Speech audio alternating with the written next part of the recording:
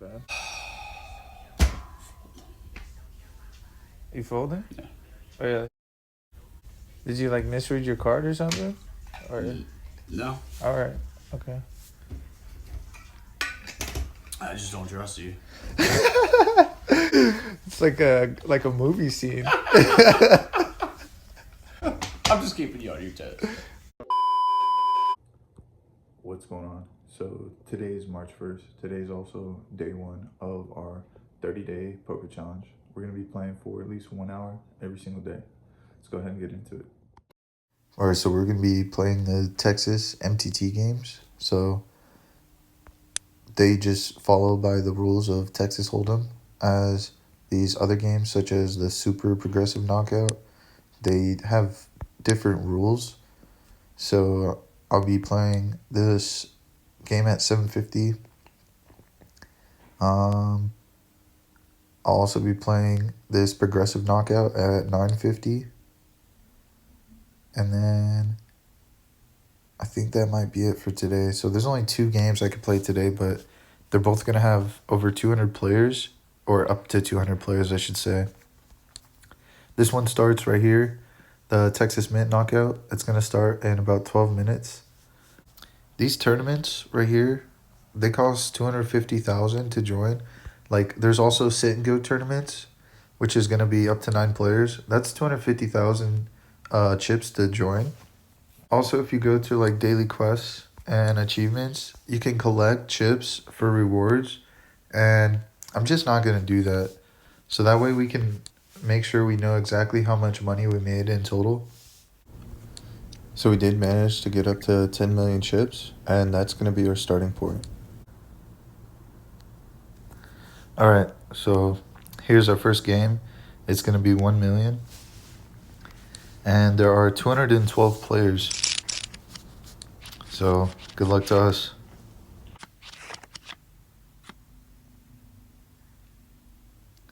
All right, we got ourselves not too bad of a hand here. Oh, man. I'm guessing he has some sort of pocket pairs. Honestly, I'm not here to win the hand. I'm here to win the tournament. So sometimes you got to fold out on a good hand just because you know that potentially the people you're playing with have a better hand.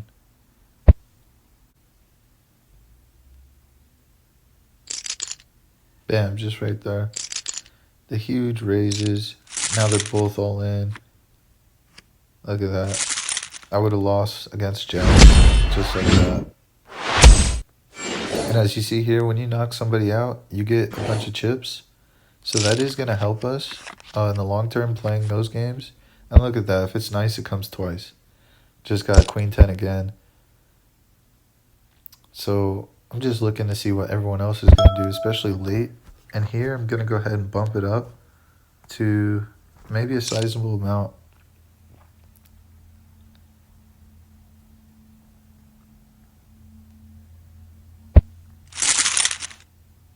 I actually put that up a little higher than I wanted to, but it's all right. Like I said, I'm not here to win every hand. I'm here to win the tournament. Just like that, we got pocket tens. Got some action coming around. And here, I actually do want to try to scare some opponents out. So I'm going to raise sizable bit. And look at that, trip tens. I'm in a really good spot here.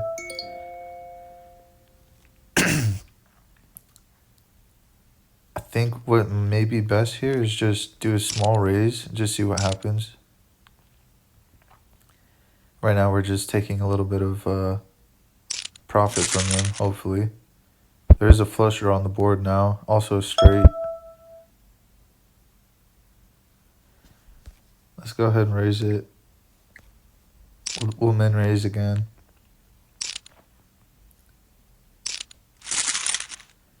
Now there's a king on the board. No flush. We're gonna maybe shove like 240, see what happens. And we did get a caller, and we took that down pretty well. I think that's a good value bet right there on trip tens. All right, We got ourselves another pretty decent hand. We got Jack 10 offsuit this time. I'm expecting not to see too many callers, but we'll see. And if someone does call, I'm gonna assume they have pretty decent hand. Maybe the small blind might even fold out here. No, he does call. Let's just check it. Jack 10 9. If we get an 8 on the board here, it's pretty solid. We do have a flush draw. I think we're gonna make the call. I mean, honestly, we just gotta go all in here. And this may be the end of our... Oh, wow, we hit the straight. No way. Definitely thought that was the end of our tournament today. Right here, we do have ace 10. I think, honestly, we just gotta shove. No, let's just go slow. See, there's a shove. We can't back down. We do have top ace right here. And the 10, we just need a little bit of luck. Hopefully he doesn't have an ace on him. These guys fold out, and we go two ways to the flop. So let's see it. This will either be the end, or we keep playing. Pocket aces. Hate to see it, man. Hate to see it. Just like that, we got eliminated. 51st place. Not very good. We did not take money, so we're down to 9 million chips.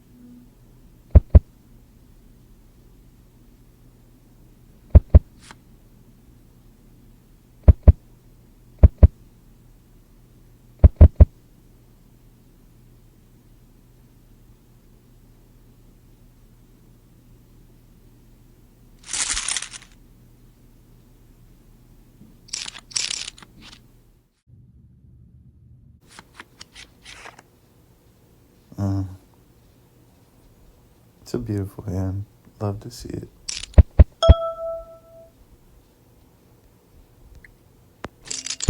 Gotta do it.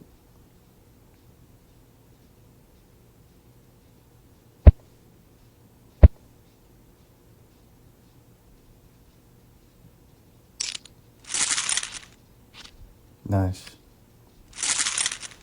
No way.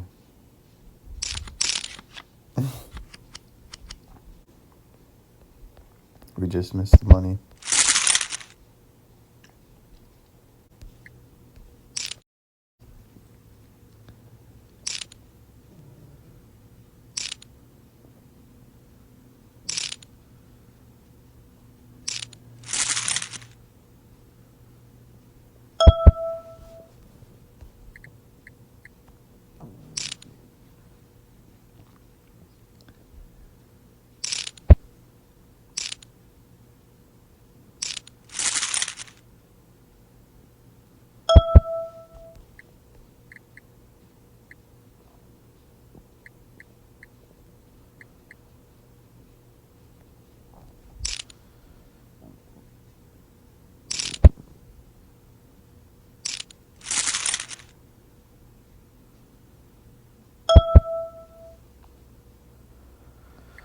Good luck, guys.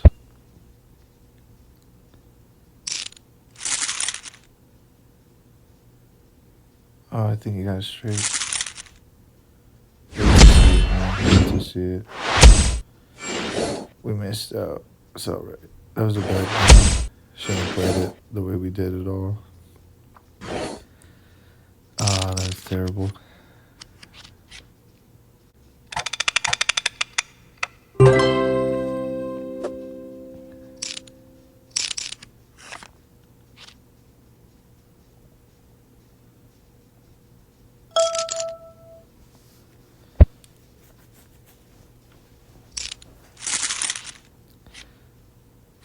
Oh wow. And just like that, there's 2 players left.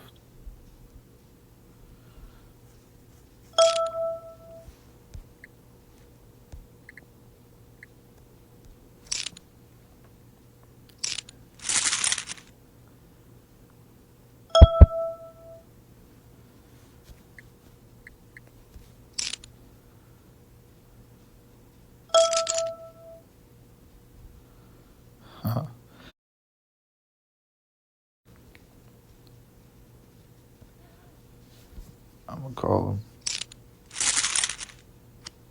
I lost. Dude, I suck. What am I doing?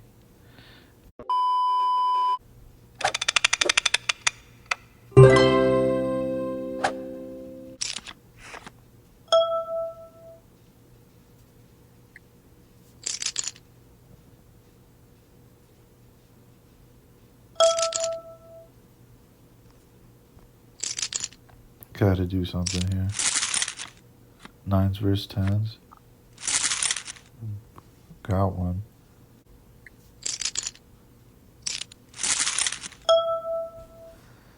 Think we're gonna bet this?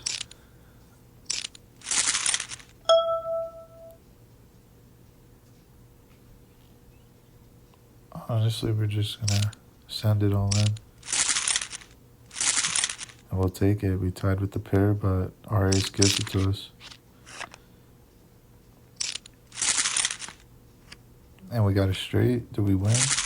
We won. Our very first win, finally. Made 250K profit there. Got a long ways to go.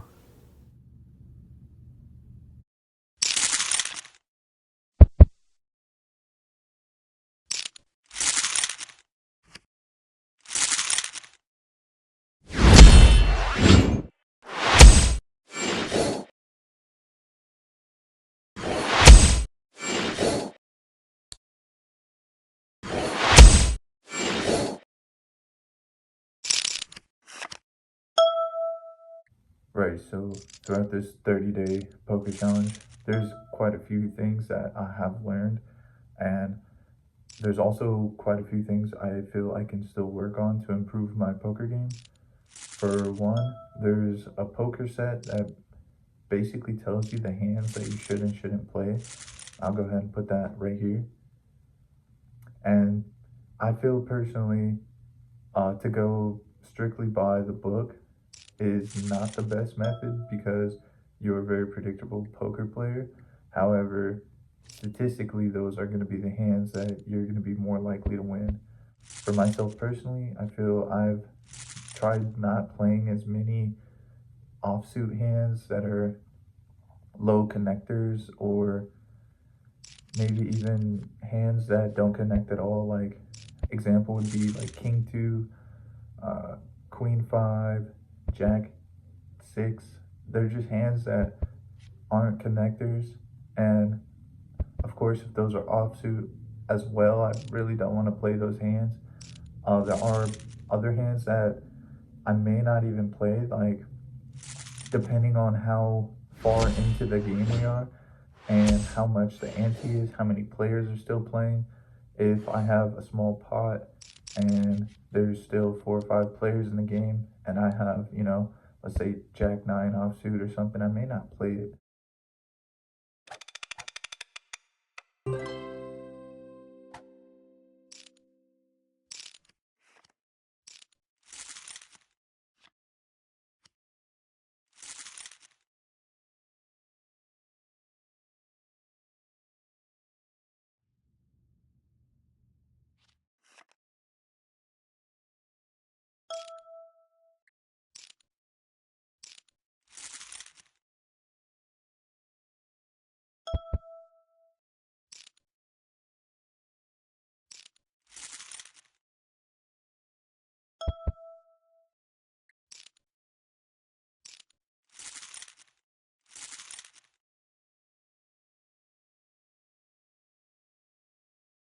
That being said, if I do have pot control, hands such as Jack 9, Jack 8, even Jack 10 offsuit, I'm definitely going to be more inclined to play just because I have more spending money to play those hands. Having more chips than the rest of the players versus having less chips than the rest of the players is going to sway my opinion on which hands I'll play. I'll play more loose if I have more chips, and I'll play more tight if I have less chips.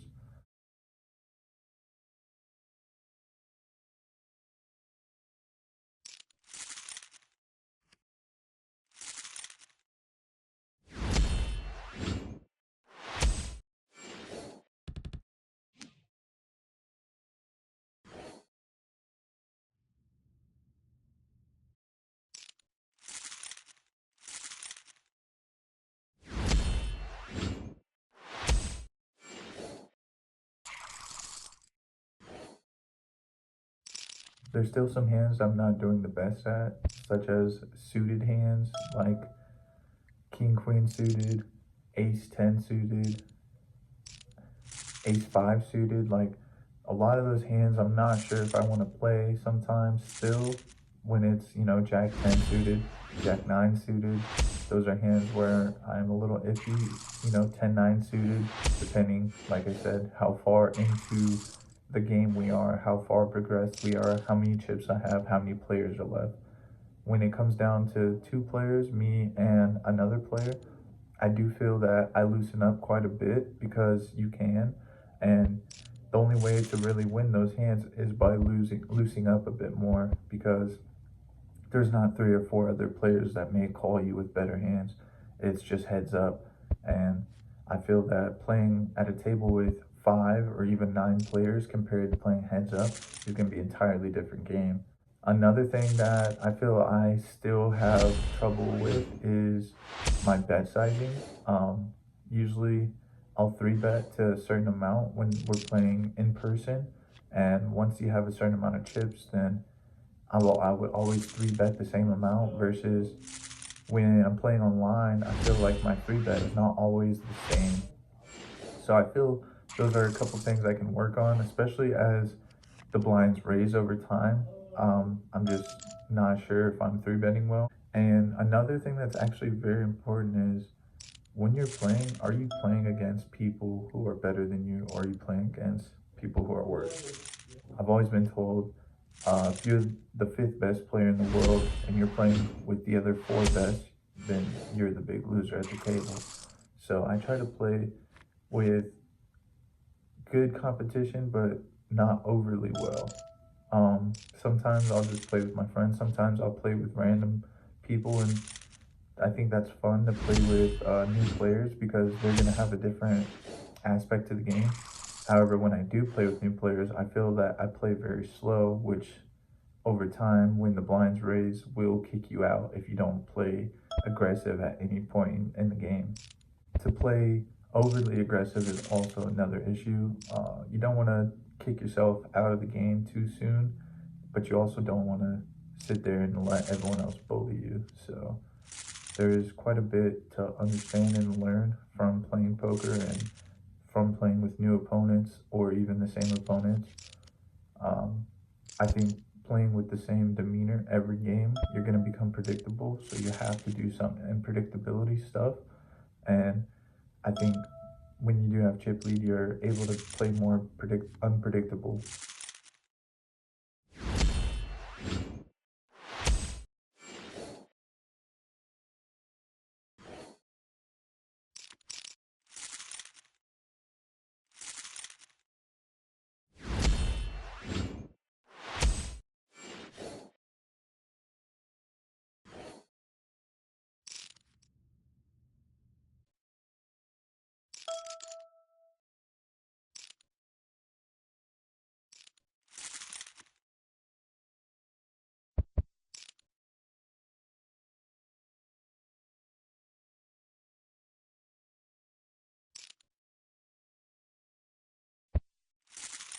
Throughout the 30-day challenge, I've also come to a realization that by consistently calling yourself all in, people are not going to call you at first, but they're going to be more inclined to want to call you. So the more you can do it to a small pot player, the better odds you have of taking their whole chip stack and not busting yourself out. Versus if you're the low chip stack and you're continuously calling yourself all in, all it takes is one time for you to lose. That being said, there's also a benefit of calling all in whenever you are the low chip stack. If there's a decent sized pot, some players may just call you because they think they have more chips than you. If they call and lose, it's not a big deal. But for you, if you call all in and double up, you just really changed your game for yourself for the rest of that poker game.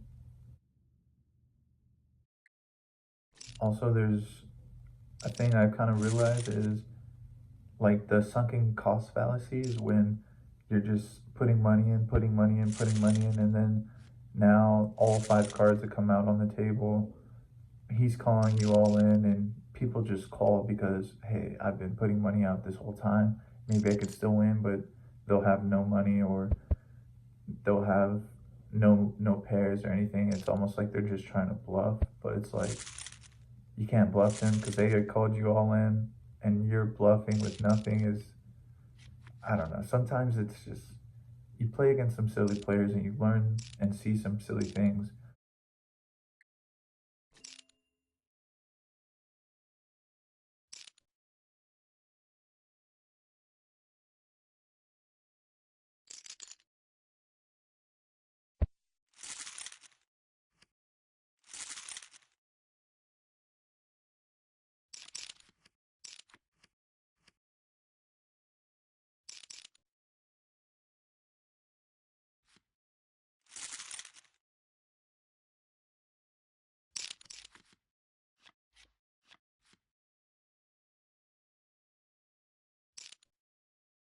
Well, so much for that. Basically, just ran through 10 million chips and lost all of them. Unfortunate. Unfortunate.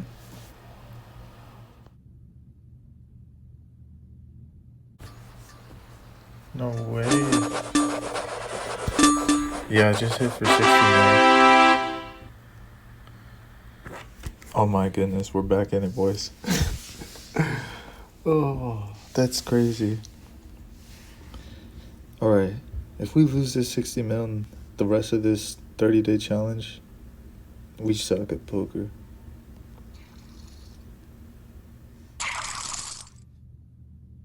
Alright, so we had 120k chips, and we're now up to 60,750,000 chips from that scratch off tickets. So basically, I think we might even just take the 750k off. So we were down to 120,000 chips left. And instead, we did hit for a $60 million scratch off ticket. So we're just going to be starting with another 60 million. Hopefully we can get back to 70 million chips total. But yeah, we're going to see how the rest of this 30-day challenge goes.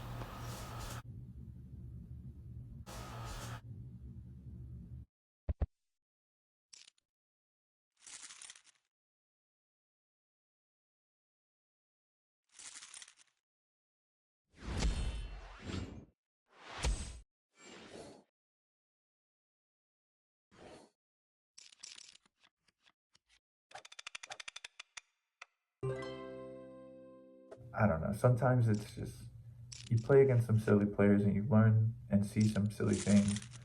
That also being said, you can't just continuously think that a player is a sucker because maybe they are playing like a sucker now, but the next time they may have pocket aces going all in versus they went all in with seven deuce offsuit, everyone folds and they show. So that unpredictability of those players who are very just sporadic and you feel aren't the best players, those are the players that when you call their all-ins or when you call their raises, they might actually stick you with the better hand. You just have to play smart, regardless of which player you're playing against. Don't play down to their level. Always play up to your own level and stay at that preciseness.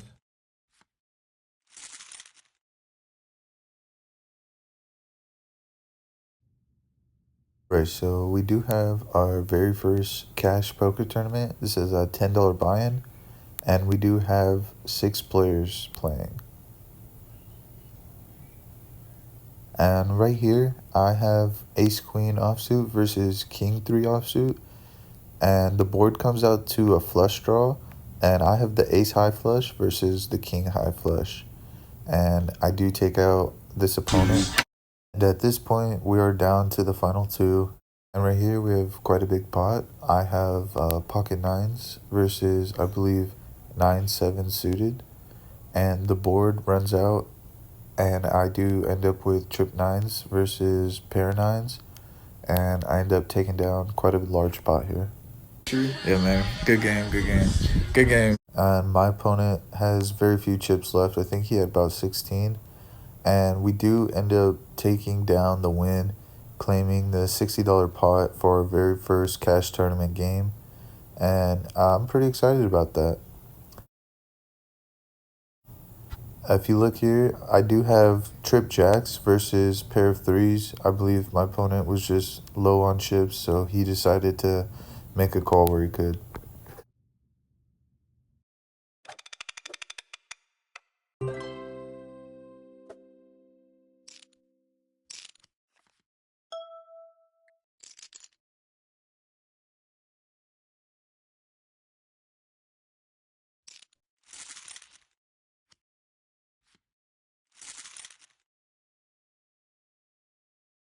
One large thing I've really noticed is players over time of a game will start to lose their composure. So if you can hold your composure from the beginning of a 3 hour game to the end of the 3 hour game, you're going to play a lot better than a person who's maybe starting off really well, but towards that last 30 minutes or even last hour, they're getting tired or bored or something's going on to where they're no longer playing their best ability. And that's when you can really take advantage of that. So if you can stay sharp throughout the entire match that you're playing, you're going to have a lot better odds of winning in the end. I've come back from very small stacks and just consistently played well over time. I've won, but I've also had a huge lead before, call all in against a pot that the opponent has the same size amount of chips as me, and I would lose when I knew if I had just played throughout that entire game rather than just going all in right there, I would have better odds of winning. So sometimes even if you think maybe you could win and have the most amount of chips or the best hand, sometimes it's just better to just fold the best hand and play that game consistently throughout multiple hands rather than putting all your money on one hand.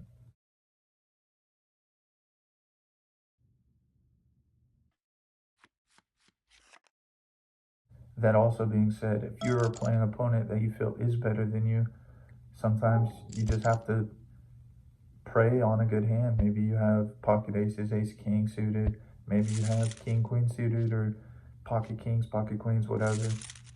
And you're just feeling that the opponent you're playing against is way too good compared to you. That could be a good time for you to just flip that coin and hopefully win.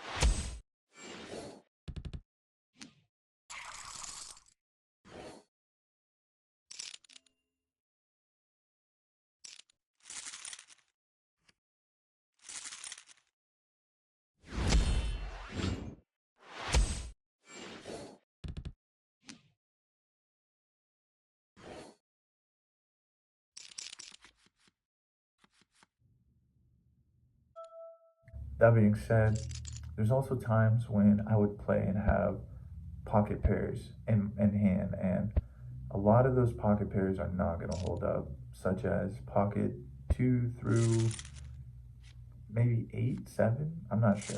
But when I have pocket 2s, 3s, 4s, 5s, 6s, 7s, I always think, okay, how many people are playing? What's the odds I'm going to win this hand? And if I do play it, I usually try to limp in on those hands rather than to go raise the blinds to try to kick everyone else out, because I feel that maybe sometimes the blinds could be low enough to where limping in could make sense, but also later in the game, limping in might not make sense.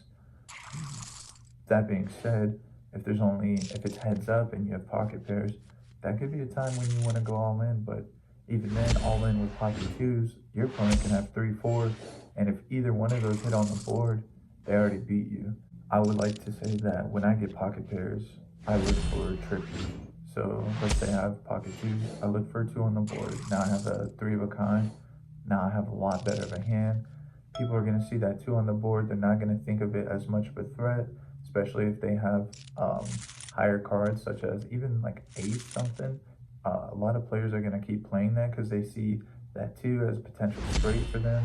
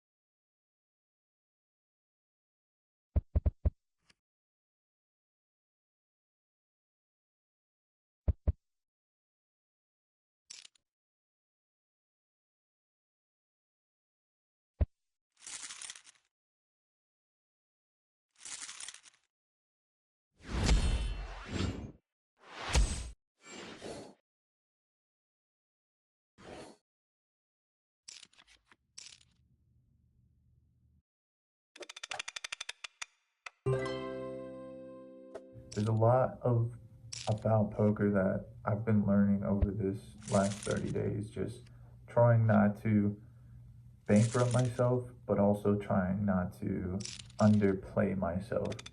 And a lot of the times I feel that more than not, I am playing way more reserved rather than aggressive. And sometimes that does kill me, especially in a game where the antes rise up every so often. If you're consistently playing passively over that time, the blinds are just going to take you out of the game rather than the other players. So there are times when you need to play passively, but there are also times when you do need to call a raise and maybe even 3-bet. And when when you do that, sometimes you might get re-raised, and you just have to look at your hand and try to question, hey, is my opponent bluffing, or does he actually have something that could be better than me? In those situations, it could be good, or even leading off in those situations could be not good, because I've learned that table position is very important as well. When you're last to go, you get to see what everyone else is doing, versus when you're first to go. Sometimes you just want to play a little tighter when you're up front, versus when you're one of the last players. You can play a little bit more loose, or you could decide to play more loose, because maybe, let's say we're playing something silly like 7 deuce offsuit, and we're up first, and okay, let's just call. But then by the time it gets around the table, maybe someone raises, and now you're looking at your 7 deuce, and you're like, man, really didn't want to play it at first. I was just trying to limp in, but now I have a raise call. So do I call the raise or do I fold? And if you fold, that's just money you wasted. And if you call, that's also potentially even more money you're wasting. So that's why playing those more poor hands towards the end of a rotation versus the beginning is going to be better for you to do. And so sometimes you just got to play more tight when you're under the gun versus when you're last to go. Also, when deciding to play in a tournament or a game where basically it's winner takes all, or once you start, you don't stop till the end, you have to take into consideration, are you tired? Are you hungry? Are you in the right mindset? Maybe you've had a couple drinks, who knows? But you need to make sure that you're playing at a good level of mental ability, because once your judgment is too far clouded, you're going to start making very poor decisions, very much emotional decisions rather than statistical or even just your smarter decisions. You're going to be more inclined to just play, call, whatever. And next thing you know, you're out of chips, you're out of the game, no more chance to win.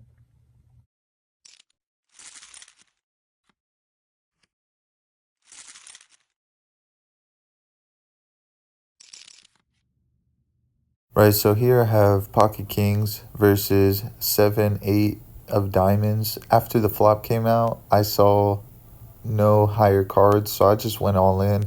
And of course, he had a straight off the flop. And I do lose $5 here, taking third out of seventh place.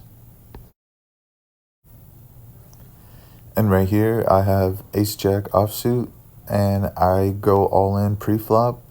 And I do end up losing to trip nines, taking seventh out of eighth place, losing $5.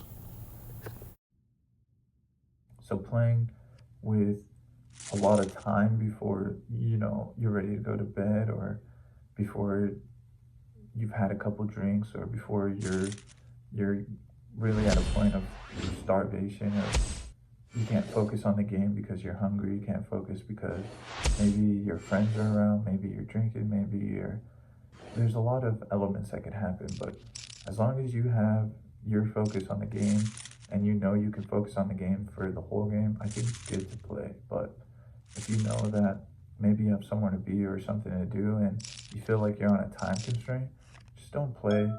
You want to play feeling comfortable while playing the entire time, not rushed or not, out of your own element. I think it's important to play and pay attention to what you're doing and feel how you should in those situations, rather than not feeling like you're going to be able to perform well.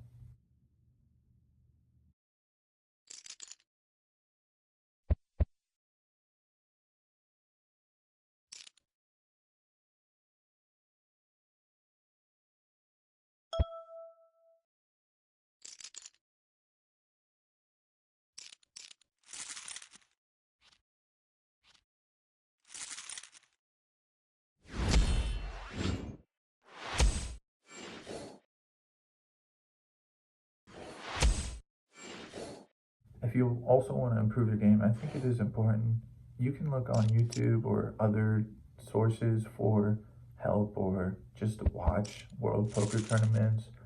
I think it's good just to be surrounded by what you're trying to do. So if you want to play poker, watch other people play poker, try to play on your phone, try to play free hands, try to play games when money may not be on the line, but also you have to put some money out there and risk it, because playing for free versus playing with money, you're going to understand and feel there is a difference.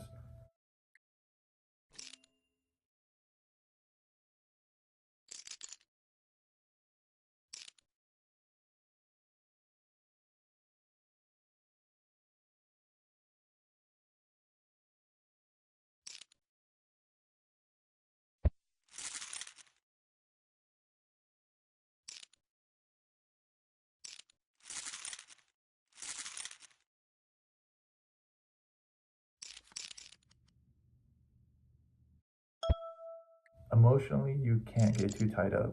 So if you're playing $100 poker tournament or a $10 poker tournament, you got to understand that as soon as you put that money in, you are going to lose it. And be okay with that. Don't play with money that you need desperately.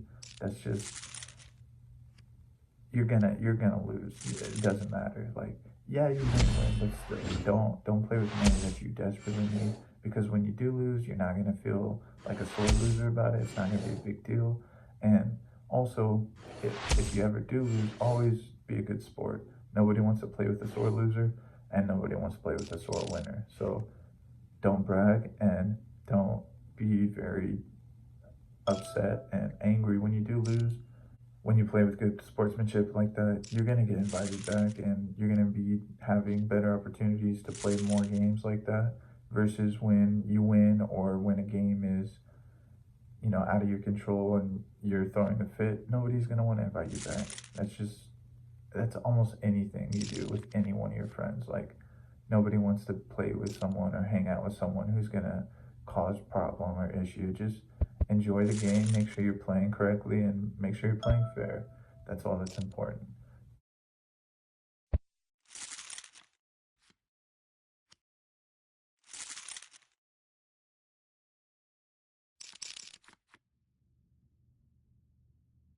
As long as you're playing, having fun, enjoy it. Just don't maybe monitor yourself to where you're not just consistently throwing money in and just never winning. And if that's the case, maybe you should be playing with other players who are down to your caliber.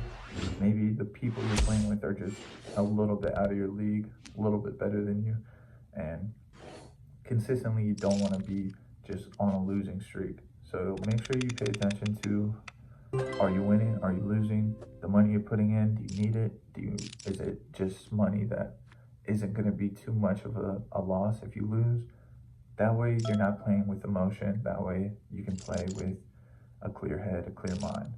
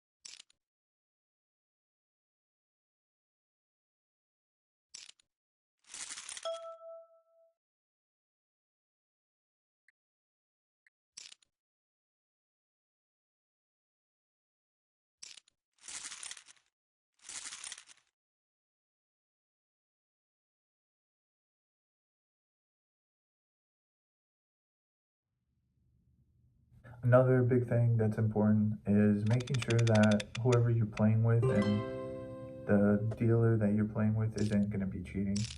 Personally, when I play, I like to deal myself because I feel that I have that honor of not cheating, and I know that if I'm dealing, then no one else is going to be able to cheat.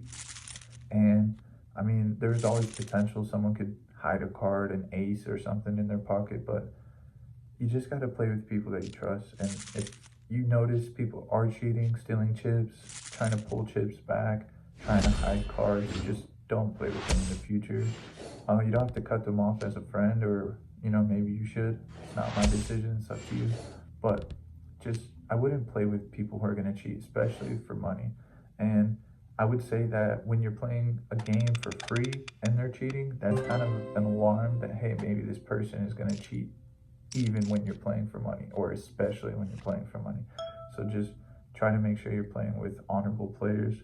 And you may not catch it every time, but if you catch it once, just, you don't even have to say anything. Just keep a mental note and just, host the tournaments yourself. Don't invite that person back. Or if you know that person's going to go and you're going to someone else who's hosting, just show up and don't play, or just don't play with them at all and don't show up. It's up to you, but just be aware that you're not getting cheated and that everyone is playing as fair as possible, because you don't want to play a game where the odds are not in your favor, or I guess even just fair odds. You just want fair odds. And when no one's cheating, that's the best fair game you can play, but just make sure that you're not getting cheated at the end of the day.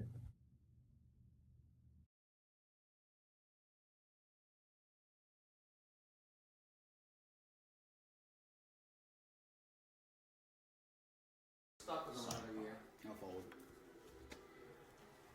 I don't want that guy.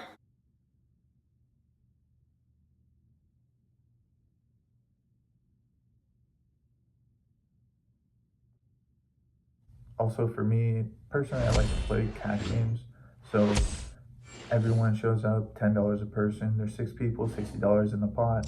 I like to make sure it's cash in hand, and then I put it into the poker box and close it and shut it, lock it, whatever. Sometimes I'll play and people will show up and they'll not have cash on them, and I've covered them. And only one time I've had this happen where I covered somebody and everyone was kind of doing it all at once. So it's like 4 or 5 people are throwing me or asking me for to put cash out for them, and then they'll send me money on, Venmo, Cash App, whatever. And one time I've had where I put money in for someone and they never sent me money back. So if you're gonna spot someone, make sure that you're spotting someone that you trust, not just anybody. It's not ideal to spot anyone in the first place when somebody needs money. It's the problem is that they don't have money. So don't give money to people who need money because they don't have money already. So why would they have money to pay you back, Um, that being said, if you trust the person, that's your own decision. Just don't get upset when somebody doesn't pay you back, or, you can't blame them because it was really your fault for allowing them to do that for you. You don't have to be rude about it either. You can be nice, just say no. Maybe just say you don't have cash, whatever. You only have money for yourself. There's other people who could maybe spot them. It's not your problem. It's not your responsibility. They knew what they were doing when they came here. They should have been prepared. Sometimes they're not. Don't take it out on them if they're not. Don't be upset at them if they're not prepared, but just you don't have to take on the responsibility of covering for them in the aspect of you may potentially not get paid back. Personally, I don't always like to drink when I play, but sometimes I will. I'll have maybe a beer or a shot of, some sort of liquor. Just make sure that if you do take any sort of substance or anything, that you're not overdoing it to where you're out of your mind and out of your element of control. Just make sure that you are being responsible, and if you're gonna play and just gamble, make sure you understand that what you're doing, and don't let people take advantage of you because maybe you're drunk or whatever. Just sometimes it's okay to just not play and just watch, just hang out and just chill.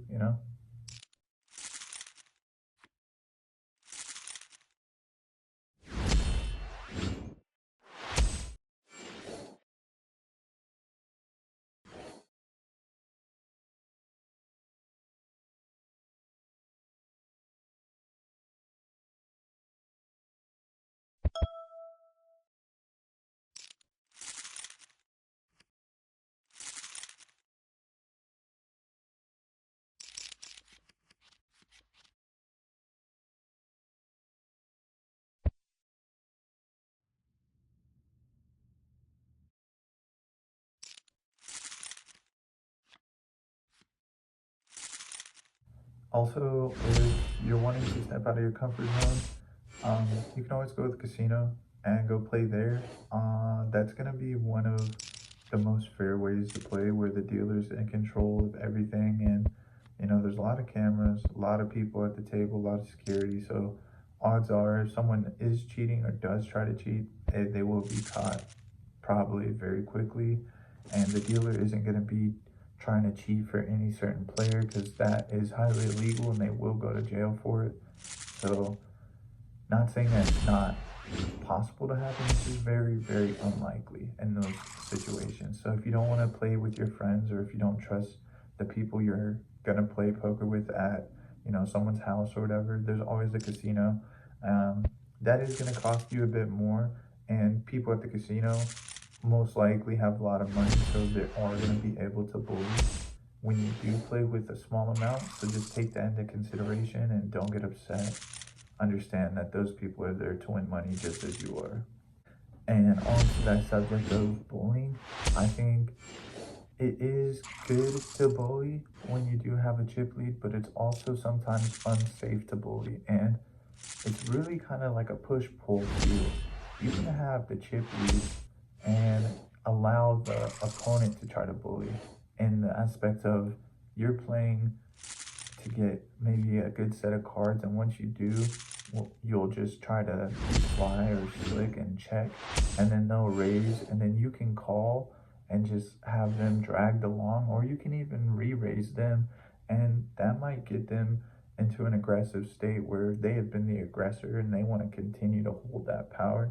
So they might try to call you on a re-raise or an all-in call, and you have to be prepared for those situations and basically just play the best of your ability.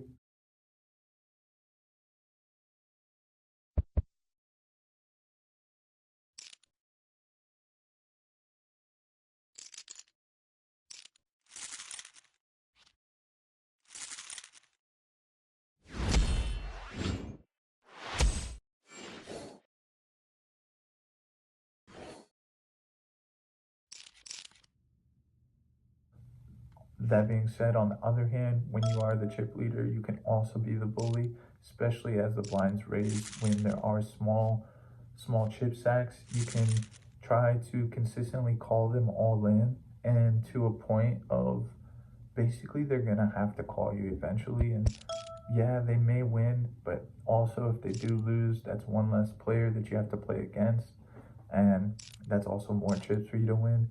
So going all in is a really touchy subject. You don't want to go all in on bluffs typically, but sometimes you can. Like, you can bluff every single hand if you want, but if you're consistently bluffing, you're gonna get caught. Same thing with consistently not playing. If you're not playing and you're only consistently playing the best hands you can get, people are gonna see that and you're gonna become predictable. So sometimes when you're trying to play only the best hands, it could be a good idea to every now and then play maybe a mid hand or a hand where you only have a pair, but you're trying to show a better hand that you potentially could have as a player who typically only plays with the best cards.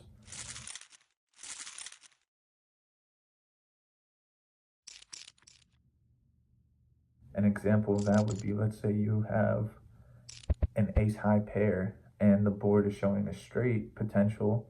You can maybe potentially bluff a straight and only have the pair and win with that, and people are going to assume, oh, well, he has the straight, he only plays when he has something really good, so of course he has the straight, why would I want to bet against him? Now you take a pot that you won with single pair when maybe your opponent also had a pair of aces, and it comes down to a kicker at that point.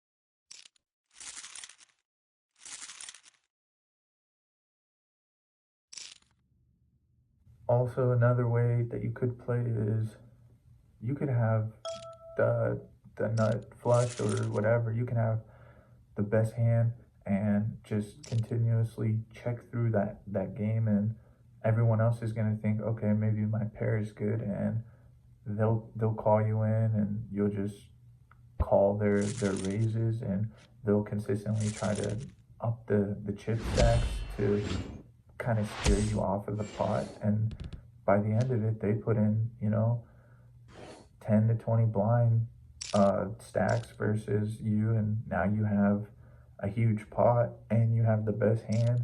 And I think it's okay to basically take your time and almost pretend like you don't have anything and you're trying to be confused and figure out what does your opponent have. To play unpredictably is very well. You just have to almost show and act that maybe you don't know what he has, you're frustrated by what he could have. And sometimes I like to just, if I have, let's say I have pocket aces and there's a board with like a 10 high, I could even go and say, hey, what do you have? Aces? And, now they're no longer going to think maybe I have aces. And they're going to even want to put more in because they're like, oh, this guy doesn't know exactly what I have, or he's way off entirely. So whenever you do play that way, you just have to be taking note that anyone else could also be doing this at the same time as you.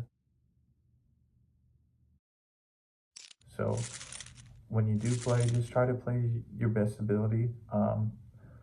The goal is not to win every hand. The goal is to win at the end of the game. So sometimes even if you do have the best hand, or you think you do, sometimes it's okay to fold and just not play it. Save your chips for another hand when you're more confident that you are winning that pot, and just cut your losses short while you still can. Or, you can always go for it. You can go for big risk, high reward, high risk, high reward. That's totally fine. Everyone plays to their own ability, their own ways, and they play their own cards. There's no set in stone way you should play. There is a statistical chart that you should play by, but I think if you do play by a statistical chart precisely, you're going to become a very predictable player. That being said, at the end of the day, it still matters what cards you have and not so much how you treat your opponents.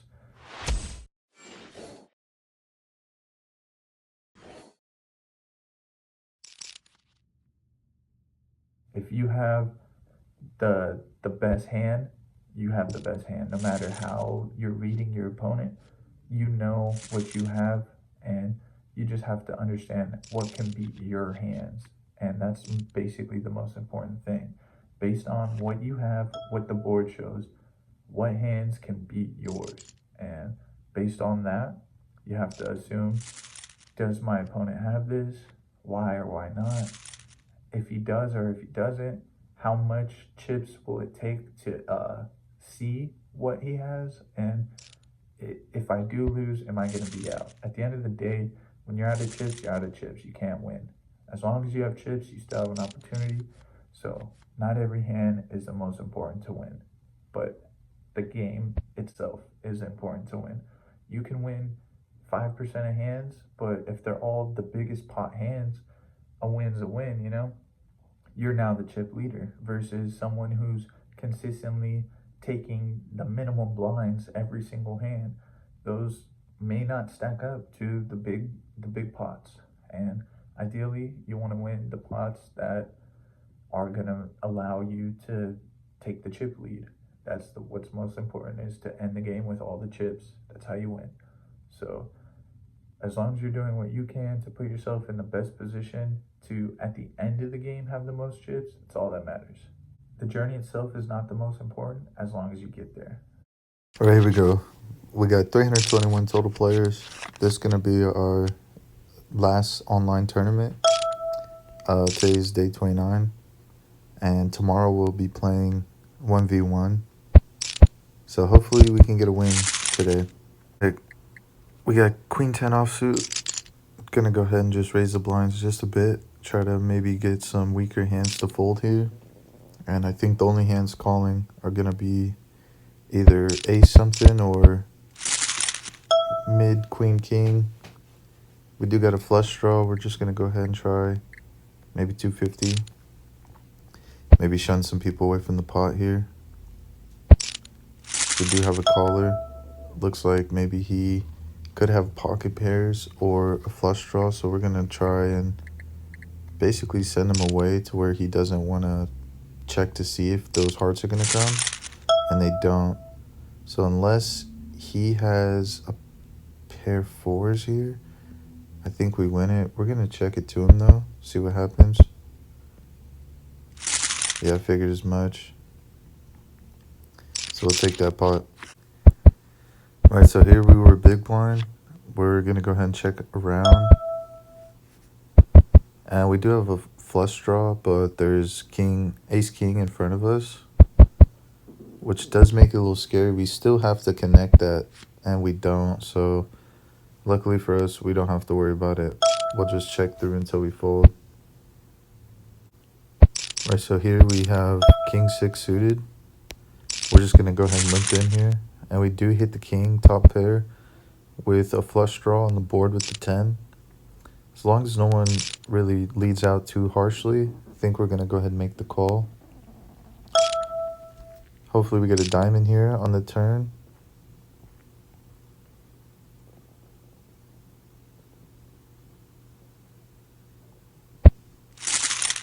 Oh, we don't, but we do hit the 2 pair. There's also a flush draw for the spades.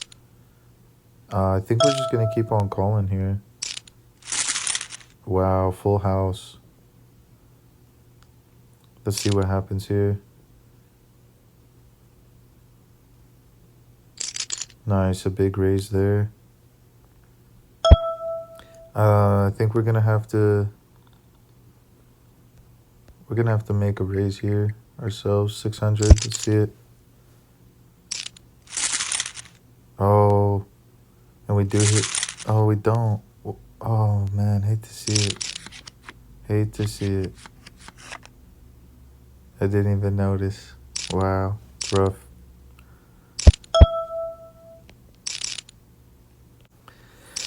Right, so we have ace 4 offsuit. I think it's a pretty decent hand. Blinds were 60 and they raised. We do have an all-in call here, so I think we're just gonna go ahead and fold it out. Jack 7, that's insane. Well, we would have lost either way, so good fold.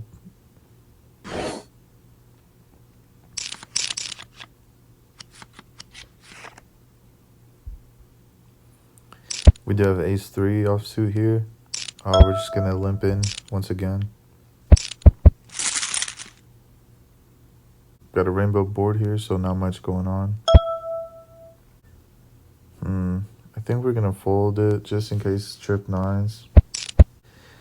Right here we do have Jack 10 suited and the big blind. Blinds are 150, so I think anyone calling is gonna have some decent hands. We do have a raise here for 350. I think that might scare off the rest of the board. My guess is here is pocket pairs, ace king, maybe king queen. I don't think he's gonna be raising like that with Jack 10. But I think we're gonna have to make the call. We do hit the jack. I'm still a bit nervous for that, but we are gonna raise the 400. There's a diamond flush on the board, and they fold very quickly. We'll take that pot. And not too much longer, we do get pocket jacks here.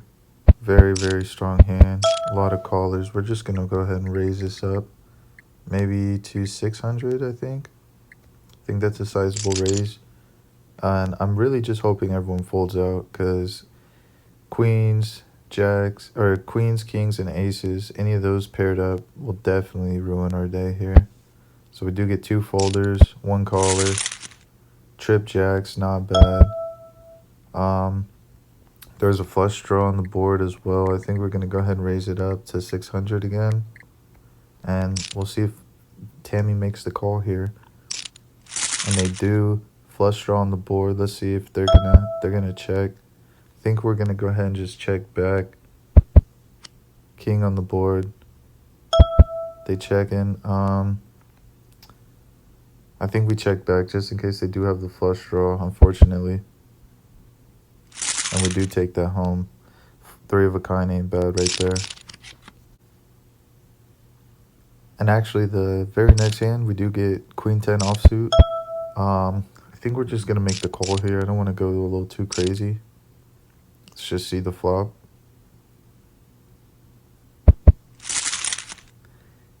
queen. If we get a jack in there, we do have a straight. We have to worry about the ace. Alright, not too much going on here. And we do hit the straight. There's 2 diamonds on the board as well.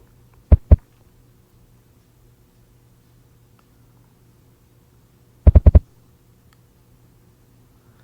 think just because they've seen me bet 600 and win, I'm going to do a cheeky 200 bet right here. And most people are going to fold out, but I might get 1 or 2 callers, and that's what I'm looking for. If anybody has diamonds, I do give up that possibility for a cheap amount. So we're going to go ahead and see it. No diamonds on the board, so that looks really good. Nice. He leads out for 350. I think we're going to go ahead and call that. And we do take down the straight. Nice. Not bad at all. Right, so the big blind did roll all the way back to us. We have 6-9 offsuit. This is not a hand I think I would play if I wasn't in the big blind. Here we go. We got king. If we get a queen here, we do have a straight. Ace queen also does a thing here. There's the ace. Any queens on the board may not be good. And we split that. Very interesting. I'll take it.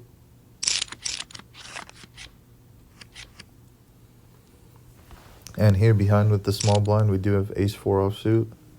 I think depending on how many callers, we may make the call ourselves, as we do have a good chip size. But when someone goes all in like that, I think we'll take the fold. Hopefully someone calls so we can see pocket kings. Very scary hand. And just like that, it was a good fold. All right. And the hand right after, we got ace-8 suited. This is definitely a hand I would like to play. Looks like we have 2 callers. I think we may just limp. Yeah, let's just limp in. 4 ways to the flop. Let's see it.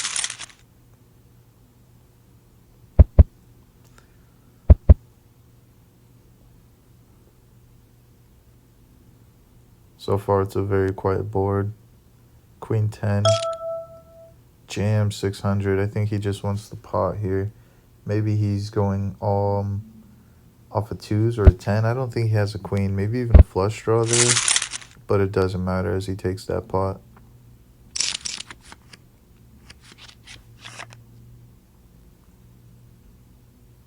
Alright, king 8 offsuit. May not play this hand. Just depends how many callers before me. I'm in a pretty solid spot as we're towards the end of the rotation here. We got what? Maybe 3 to 4 callers. We're going to go ahead and limp in. Oh, not the raise. All right. This is a sunken cost fallacy, but we're going to do it. All right, we do have a flush draw somehow. The rest of the board is garbage. Dude just jams 4.3K. Someone call. Not me, but someone. No one makes the call. Unfortunate. 600K or 600 chips down the drain just like that. All right. We're actually getting some solid hands here, though. I won't lie.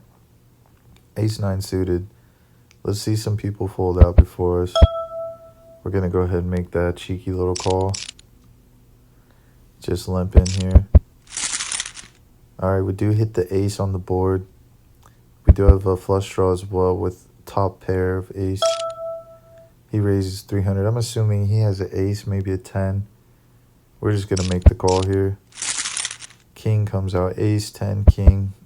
Queen, jack here is a real number. He checks it. They both check it. I think we're just going to check behind.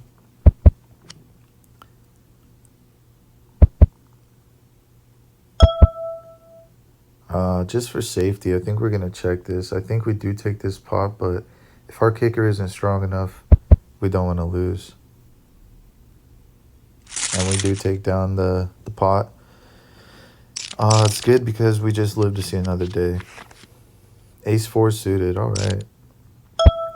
We are early in the blinds here, or early in the rotation, but I think we have to make this. Oh no. 2 callers. I think we're just gonna get out of their way here. 3 callers, yeah, 4 callers. Yeah, we're just gonna go ahead and fold down, watch the mayhem. 4s, ace 10, ace 7. Yeah, we definitely wouldn't have lost that. Just like that, 3 guys out of the tournament. We're still alive.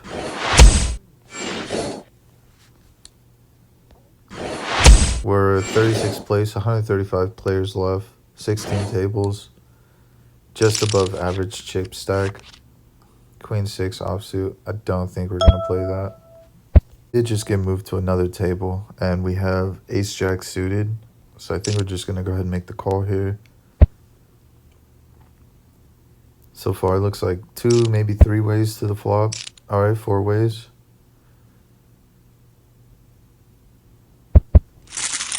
We do hit the jack. There is a straight on the board as well as a flush. Was that 10 queen? I think we're just going to go ahead and raise though, 400. See if anyone wants to fold out of here. Jams all in. As much as I want to make this call, I think we have to. What could he have? Maybe some sort of pocket pair. All right, we're going to have to make the call here.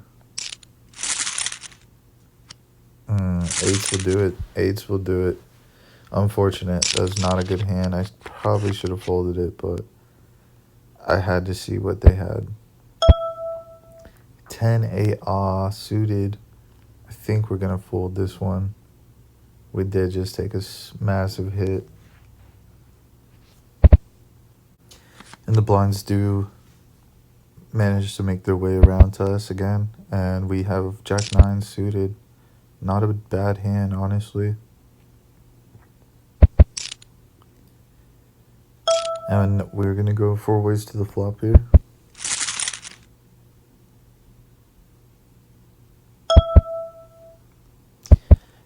We got ace on the board as well as hearts.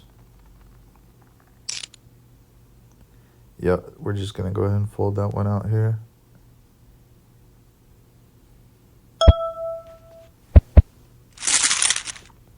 We are dwindling in chip size, unfortunately. Queen 9 offsuit. I think once again, depending on how many callers we have here, we may make the call. As long as nobody jams a raise on us. Looks like it might be 2, 3 ways to the flop. Gonna go ahead and make the cheeky call here. Limp in. We do hit bottom pair. If we do hit a jack here, we may get the straight. And we do hit the straight. I think we're just gonna jam all in here. And hopefully we make that. And we get the win here. Alright, cool. Nobody calls us. Good day. We don't have to worry about it. And our very next hand is ace 3. Nobody calls, so I think we're gonna have to. It's not a great hand, but it's not terrible either.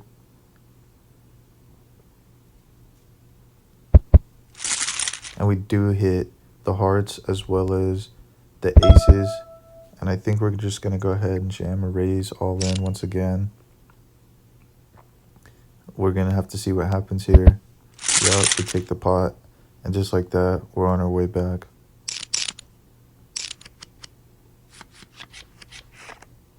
Right. Ace king offsuit here. Let's see who's going to make the call. A lot of folds. We got 1 caller for 1K all in. I think we have to make this call. It's only 1K. Let's see it. We do hit top pair here. I think we're just going to jam raise on her. all in. And this may be the end of our game. Unfortunately, it's not. And we're at 11K. And we get a knockout. 450K right there to our pocket. We'll take it. Somehow we're managing to stay alive here. And I think we're going to go ahead and fold the 10-8 offsuit. 94 players left. Average chip stack is 6.7K. We're in 14th place. We just need to manage and hold on. Try not to make stupid calls like we did earlier. And we might even be able to manage to sneak our way into some money. Top 45 does place. However, it was a mill tournament, so top 27 will make profit. So let's just hold on and, try to play smart. As we get king queen suited here, I think we're going to have to go ahead and jam a raise, sizable raise here, 2K, maybe 2.4. That way, maybe we can get one of the callers to fold out. If not, maybe we can even take the big blinds knockout. Every player you do knock out, you do get extra chips for. So let's see it. Go ahead and make the call. Come on. No one makes the call. It's all good. We'll take the 2K chips and the win. Queen 6 offsuit. Gonna go ahead and probably fold that. Once again, the big blind has made its way to us. We're rocking 3-5 offsuit, so definitely not going to be raising anyone. Just checking our way in. We do have 2 hearts. 10-9-7. No chance to make us straight here.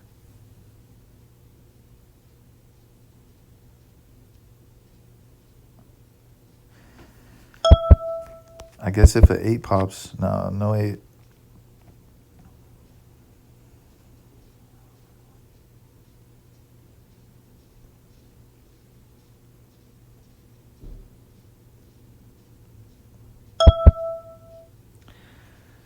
I think we're just going to go ahead, check this one out, take the L.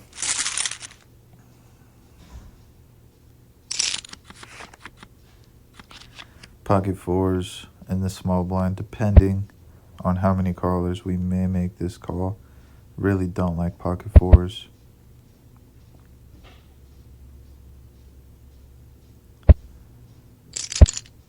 And there's an all-in right there. So I think we're going to go ahead and fold this pocket 4s here. 4s versus jacks. I guess we would have won, but hindsight's 2020. Have queen 10 suited here. I think we're going to make the call. There's 52 players left. Hopefully this doesn't ruin us. Oh, man. I think we're going to have to make the call, unfortunately. No way. So sad, man. So sad. We literally have nothing.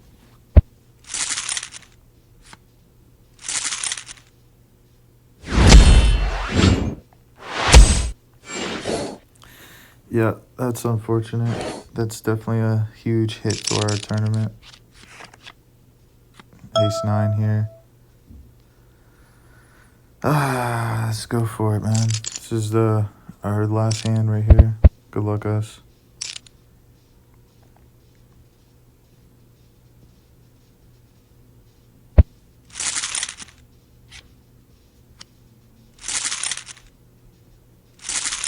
Somehow we managed to stay alive. No way, 5-7 offsuit is what we have.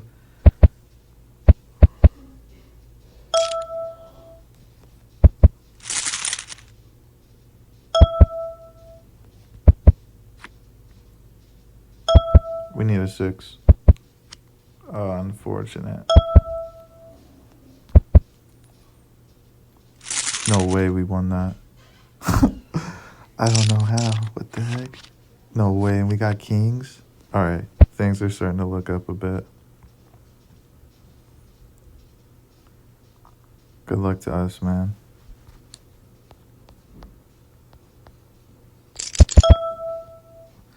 Alright, here goes. All in, baby.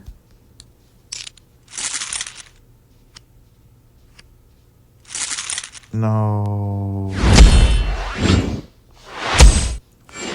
Well, unfortunately, this is how our online tournament ends.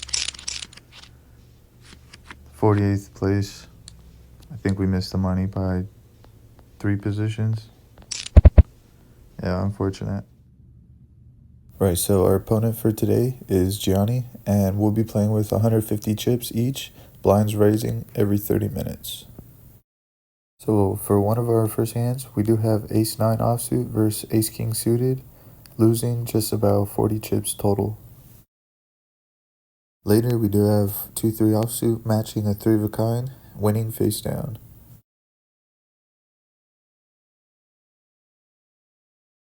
Then we managed to get a 2 pair with our King-Jack offsuit, beating a pair of 6s with Ace-High for just about 30 chips total.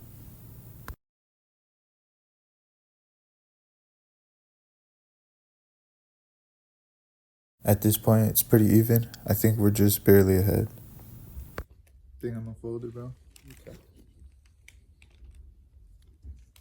After folding there, we do win a rather tall chip stack with just a pair of 7s. Ace-4. I got Ace-Jack. Yeah. Good one. Not bad. You folding? Yeah. Oh, yeah. Alright.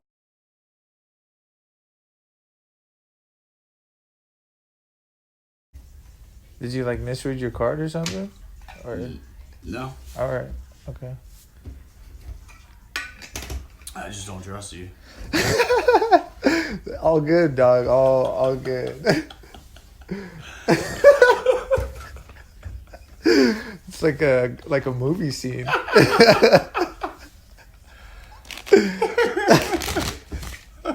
I'm just keeping you on your toes. Perfect.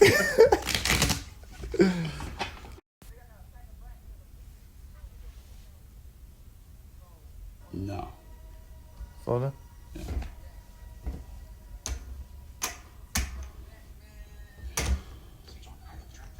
Go for it. And right here, we do split with the straight, and right now I'm only a 2-1. And some point after this, my phone did end up running out of phone storage, so the video did cut off. But towards the end of the game, we did get into a hand, which you'll be seeing right here. I'm player 1, and Gianni, my opponent, is player 2. And I had Queen 3 offsuit, and he had 3-9 offsuit. And the board ran Queen 3, giving us 2 pair, and giving him a pair.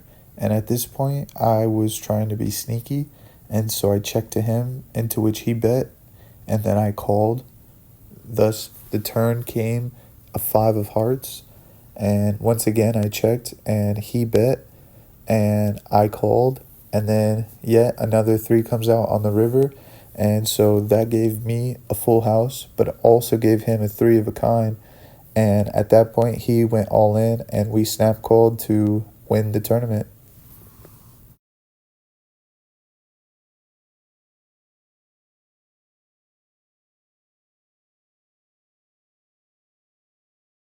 Well, you know what they say, you gotta know when to hold 'em, know when to fold. As long as you understand that you win some and you lose some.